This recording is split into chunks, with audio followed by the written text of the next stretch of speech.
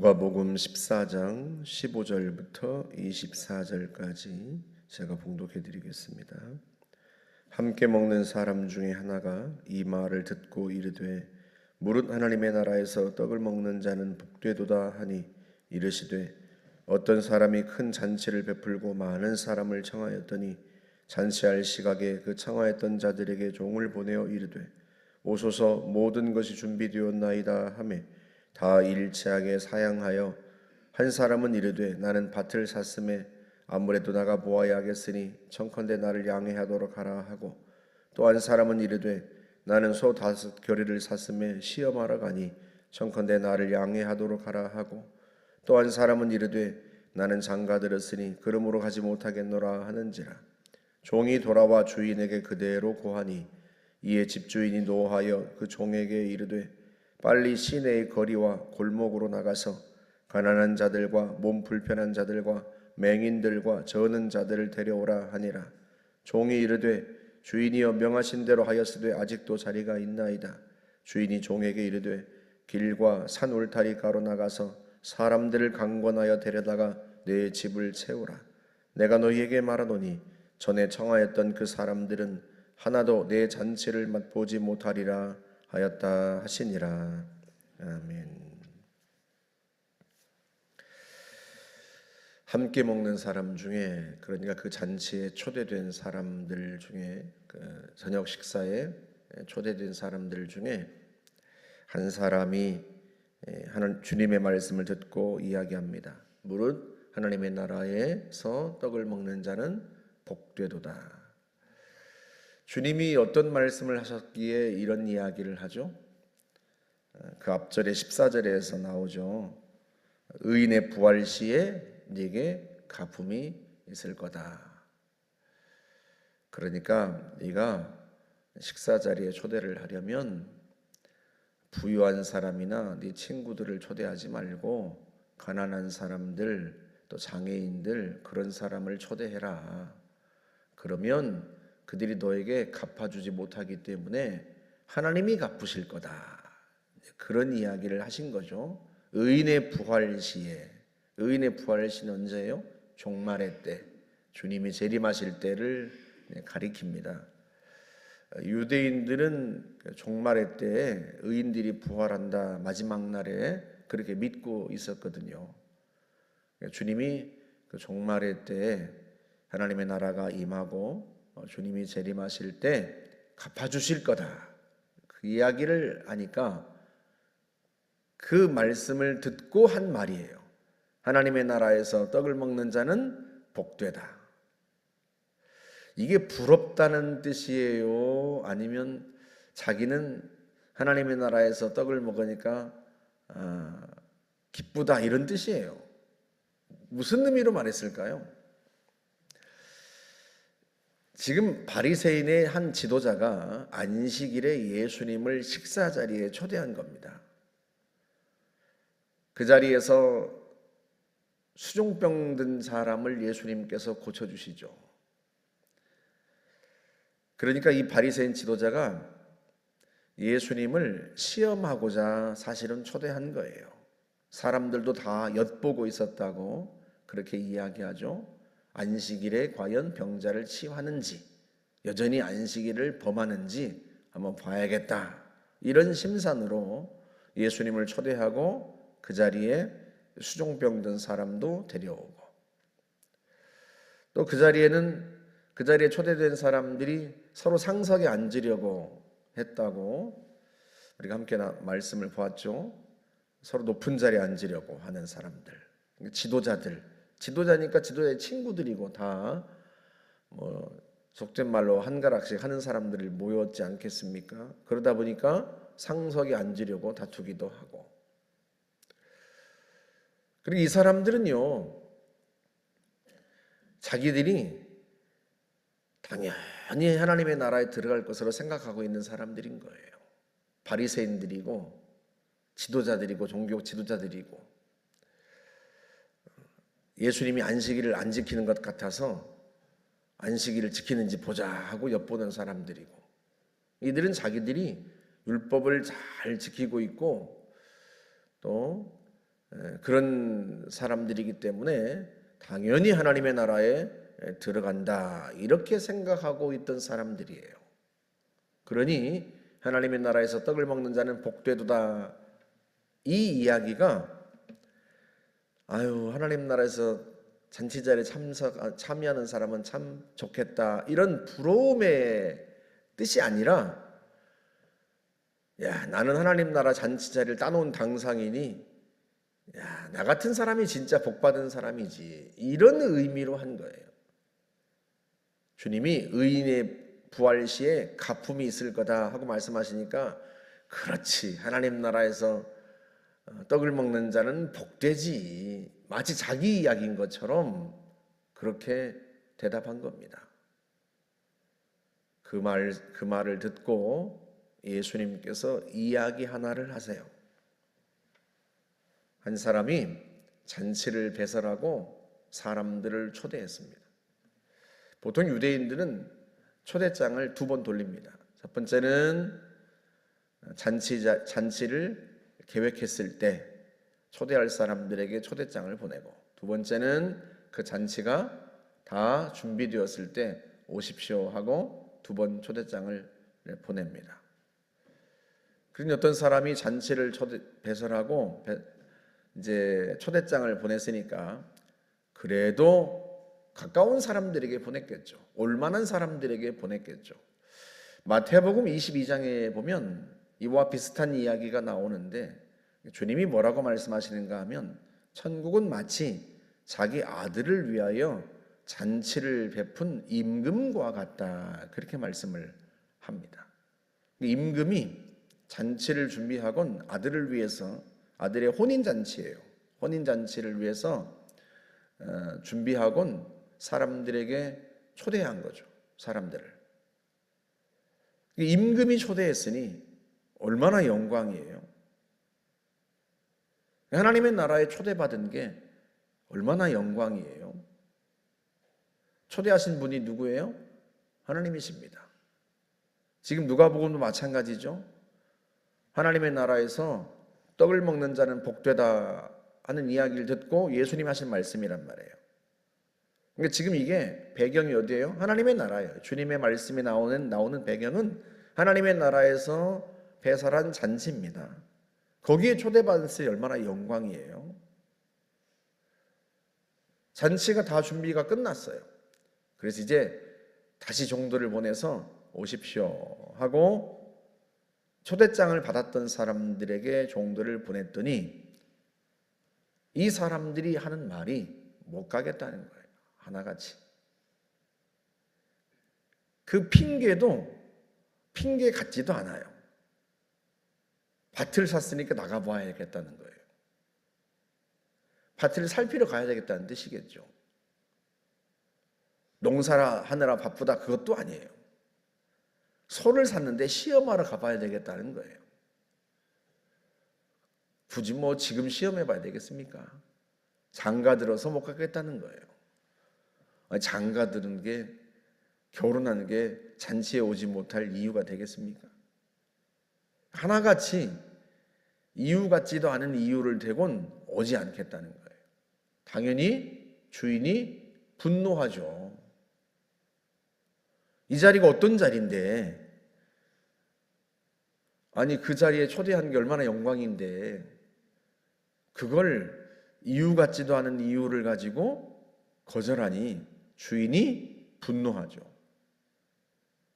그래서요, 이야기합니다. 시내 거리와 골목으로 나가서 가난한 자들, 몸 불편한 자들, 맹인들, 저는 자들을 다 데려오라. 이게 무슨 이야기예요? 처음 초대받았던 사람들과는 완전히 다른 사람들이에요. 초대받을 수 없을 것 같은 사람들이에요. 실제로 초대받지 못했던 사람들이고요. 그러니까 임금의 잔치 자리에 초대받을 수 없는 사람들, 이 집주인의 잔치에 초대받을 수 없는 사람들인데 다 데려오라는 거예요.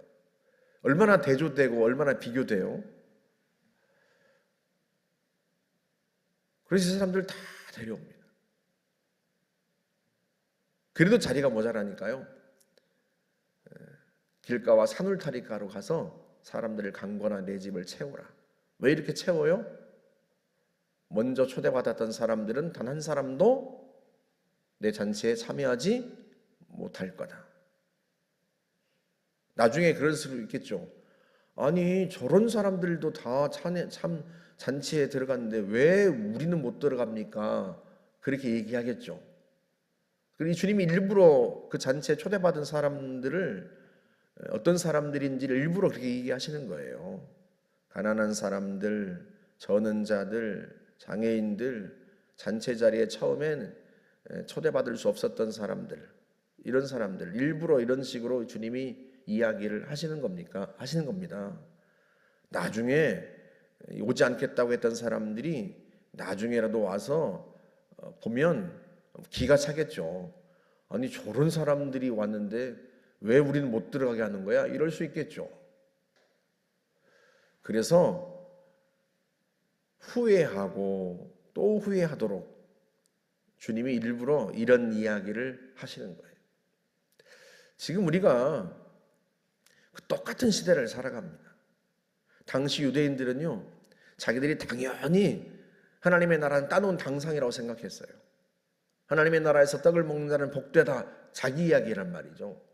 나는 하나님의 나라에서 하나님의 나라에 들어갈 사람이니 얼마나 복될까, 얼마나 좋으냐, 뭐 이런 식으로 자기 이야기인데 주님은 그렇지 않을 거란 뜻이에요. 너희들이 하나님의 나라에 들어간다고 천만에 너희가 지금 나를 거절하고 있지 않느냐, 하나님 나라의 초대장인 나를 너희가 지금 거부하고 있지 않느냐, 너희는 하나님의 나라에서 떡을 못 먹는다, 지금 그런 이야기예요. 그 대신에 너희가 절대 하나님의 나라에 들어가지 못할 거라고 생각했던 사람들, 그런 사람들이 그 하나님의 나라의 잔치에 들어가서 먹는 것을 보게 될 거다. 저런 사람들도 들어가는데 왜 우리는 못 들어갑니까? 나중에 그렇게 이야기할지 모르지만 잔치 자리가 잔치 자리에 초대했는데 거절한 건 너희다, 그런 의미예요. 유대인들이 그랬단 말이죠. 당시에 예수님을 거부했습니다. 오늘날은요, 오늘날 우리가 유대인들처럼 행동하고 있지 않는가? 나는 뭐 천국에 뭐 당연히 들어가지. 정말로 그럴까요? 주님의 말씀을 가만히 한번 생각해 보세요. 여러분, 우리가 구원의 확신을 갖는 이유는 뭐예요? 왜 주님께서 우리에게 구원에 대한 확신을 갖도록 많은 성경 구절들을 우리에게 말씀하세요? 어떤 상황, 어떤 환경 가운데서도 너는 하나님의 자녀이니 낙담하지 말고 뒤로 물러서지 말고 주님을 배반하지 말고 끝까지 하나님 나라의 자녀로서 그렇게 살아가라. 그 정체성을 분명히 갖고 살아가라고 주님이 말씀하시는 것이지, 야 나는 뭐 하나님 나라에 당연히 뭐 티켓은 끊어놨으니까 뭐 아무렇게 살아도 상관이 없다, 그런 의미가 아니란 말이에요. 그게 구원파거든요. 구원파의 교리가 그렇습니다. 구원받았으니 뭐 이제는 뭐 어떻게 살아도 상관이 없다, 그런 뜻이에요. 그래서 구원파는 회개도 없고요, 뭐 더 이상 회개할 필요가 없다는 거예요. 회개도 없고 뭐 예배도 없고, 예배는 드리죠. 그런데 굳이 그럴 필요가 없어요. 예배 드리지 않아도 상관없습니다. 구원파 어떤 분은 그러더라고요. 제가 아는 분인데, 뭘 그렇게 예배에 목을 매냐는 거예요. 주일날 축구도 하러 가고 간대. 왜 그러시냐 그랬더니 이미 구원받았기 때문에 괜찮대. 이미 구원받았기 때문에 죄를 회개할 필요도 없고. 그런데 마치 우리가 그 이단 구원파처럼 행동하는 성도들이 의외로 있어요. 왜? 나는 구원받았다는 거예요. 그리고는 마치 구원받지 않은 사람처럼 살아요. 세상 사람처럼 살아요.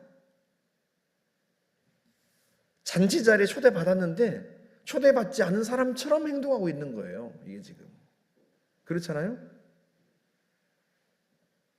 이게 지금 이 바리새인처럼 예수님 앞에서 그렇게 말하고 있는 거예요. 하나님의 나라에서 떡을 먹는 자는 복되다. 나는 천국 백성이 따놓은 당상이니 좋다. 정말로 그럴까요? 스스로 지금 하나님의 나라의 잔치의 초대장을 찢어버리고 있는 것은 아닌가. 당연히 하나님 나라 백성인 줄 생각하지만 그 행동하는 걸 보면 전혀 그렇지 않은 거죠. 그리고 어떤 분이 실제로 그래요. 구원파하고 제가 설명을 했더니 구원파하고 이단하고 정통 기독교인들하고 잘 모르겠대, 차이점을. 왜 잘 몰라요? 자기가 본 성도들이 다 비슷해. 구원받았다는 거예요. 구원의 확신이 있다는 거예요. 그것 때문인지 삶이 이상해. 예수 안 믿는 사람하고 사는 게 똑같아. 헷갈리는 거죠, 이게 지금. 아니, 다른 사람이 보기에 헷갈리는데, 글쎄요, 과연 진짜 예수를 믿는 걸까요? 주님이 우리를 위해서 어떤 희생을 치렀는지를 알면 여러분 그럴 수 있겠습니까? 예수 안 믿는 사람하고 똑같이 그런 식으로 살아갈 수 있겠어요? 주님이 나를 위해서 어떤 희생을 치르셨는데, 어떻게 내가 얻은 구원이고 내가 어떻게 받은 초대장인데, 우리가 바울이 끝까지 얘기하는 게 그거잖아요. 주님이 너희를 위해서 목숨을 바쳤는데 너희가 여전히 또 죄 가운데서 살겠느냐? 죄로부터 구원해냈는데 너희가 또 죄 가운데서 살겠느냐? 물론 우리가 연약해서 때로 알게 모르게 우리가 죄를 짓기도 하죠.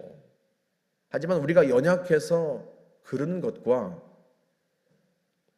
내가 구원받았으니 뭐 상관없다고 사는 것과 이건 완전히 다른 거예요.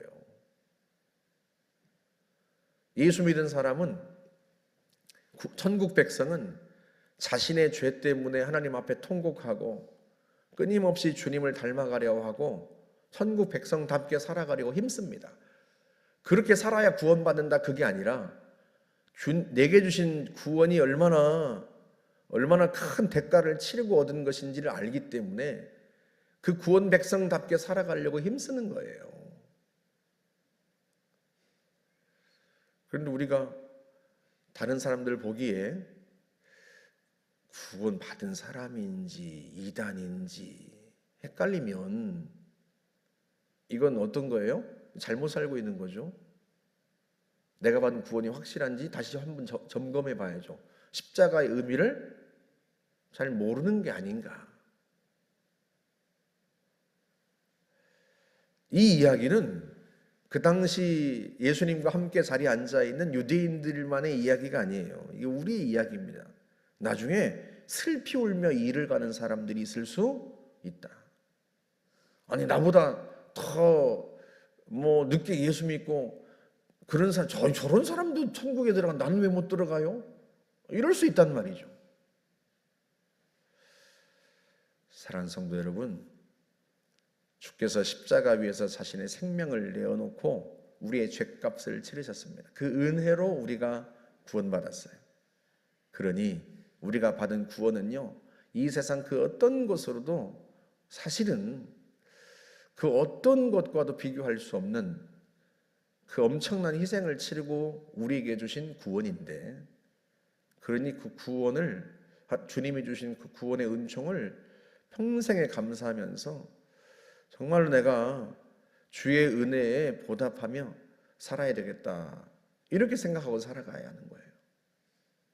그래서 바울은 평생에 복음을 전하는데 자기 인생을 바쳤고, 모든 제자들도 그 복음을 전하다가 순교했고, 초대교회 성도들은 그 구원을 지키기 위해서 자기의 생명도 내어놓고 박해를 당하고 다 순교했고, 적어도 우리에게 복음을 전해줬던 사람들, 또 우리나라의 초기에 예수를 믿었던 많은 우리 믿음의 조상들도 가문에서 축출당하고 박해를 당하고 심지어 순교를 해도 그 주님을 배신하지 않았단 말이죠. 왜?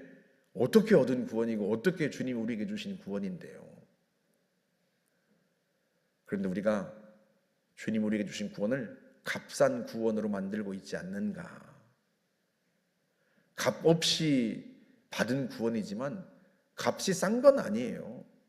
예수의 생명을, 예수의 목숨을 대가로 치른 값을 매길 수 없는 구원이죠. 그래서 우리가 거저받은 거지, 값을 매길 수 없으니까 거저받은 거죠. 값이 싼 구원이 아니에요. 저와 여러분은 끝까지 예수 잘 믿고 하나님의 나라에 들어가서 그 천국 잔치에 다 참여하시기를 주님의 이름으로 축복합니다. 함께 기도하겠습니다. 좋으신 하나님 감사합니다. 주님이 십자가 위에서 우리 대신 형벌을 받으시고 창조주께서 죽음을 맛보시는 그 엄청난 사건을 통하여서 우리가 구원받았사온데, 하나님께서 우리에게 주신 구원의 선물을 평생 귀히 여기고 그 하나님의 백성으로서 부끄럽지 않게 살아갈 수 있기를 원합니다.